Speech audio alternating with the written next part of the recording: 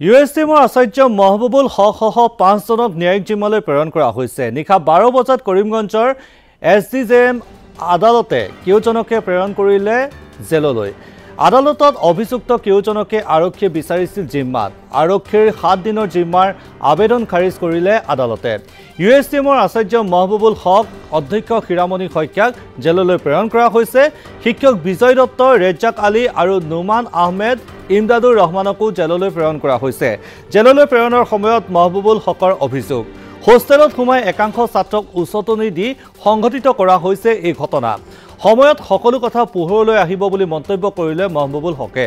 যেহেতু মহবুবুল হকক কালি পুৱতি নিশা গ্ৰেপ্তাৰ কৰা হৈছিল গুৱাহাটীৰ হাতীগাঁওস্থিত ঘৰৰ পৰা, আৰু তাৰ পিছতে তেওঁক শ্ৰীভূমিলৈ লৈ যোৱা হৈছিল আৰু পৰৱৰ্তী সময়ত আদালতত তেওঁক হাজিৰ কৰোৱা হৈছিল।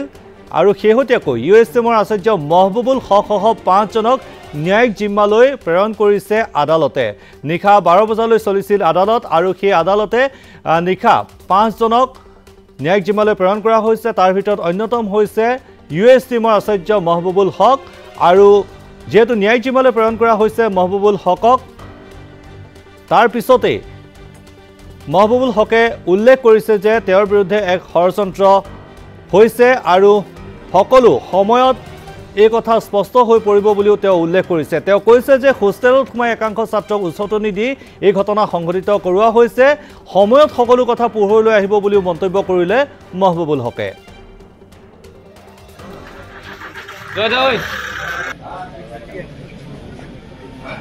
এই সন্দৰ্ভত চাওঁ হওক আমাৰ শ্ৰীভূমিৰ সাংবাদিক শ্ৰীচেন্দু শ্ৰীৰ এক প্ৰতিবেদন।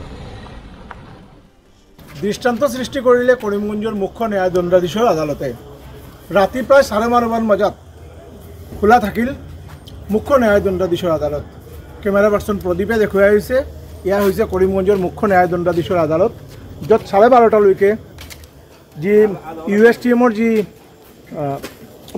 ভাইচ চেঞ্চেলাৰ তেওঁক ইতিমধ্যে এইখন আদালতত লৈ অনা হৈছে। তেওঁৰ লগতে আৰু 5 গৰাকী শিক্ষকক ইয়াতে অনা হৈছে আৰু বৰ্তমান সময়লৈকে এই আদালতৰ কাম কাজ চলি আছে। আন সময়ত যদি আদালত গধূলিৰ সময়ত বন্ধ হৈ গৈছিল, আজি দেখিব পোৱা গৈছে ইমান ৰাতিলৈকে আদালতৰ কাম চলি আছে।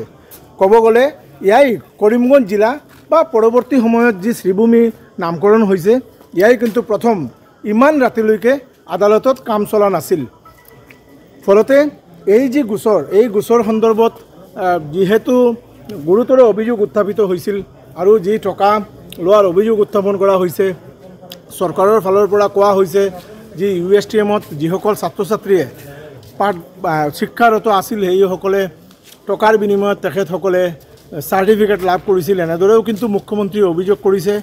আজিও এনে অভিযোগ উত্থাপন কৰিছিল মুখ্যমন্ত্ৰী নিজে।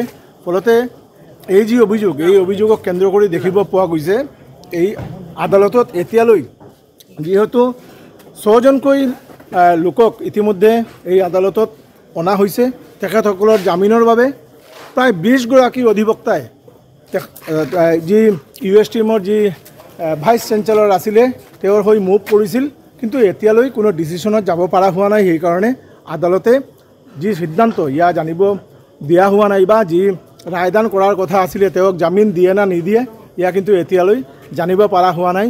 বৰ্তমান সময়লৈকে আদালতৰ কাম কাজ চলি আছে। পাথাৰকান্দি PS 54 and 5525 যেটো 54 সেকশন আছিল 61(2), 318(4), 316(5), 336 3 BNS। আর আরেকটা যেটো আছিল 55 এটোত আছিল 1114, 318(4), 316(5), 336 3 BNS। Reduced section 11(1) the Public Examination Prevention Act of Unfair Means Act। এটা মানে 6 accused আছিল এবং যেটা 54 যেটা আছিল এটো মানে নিউ BNS সেকশন আহিছে এবং দুটোটি কেসত বেল পিটিশন ডিফেন্স কাউন্সিলে সাবমিশন কৰিছে।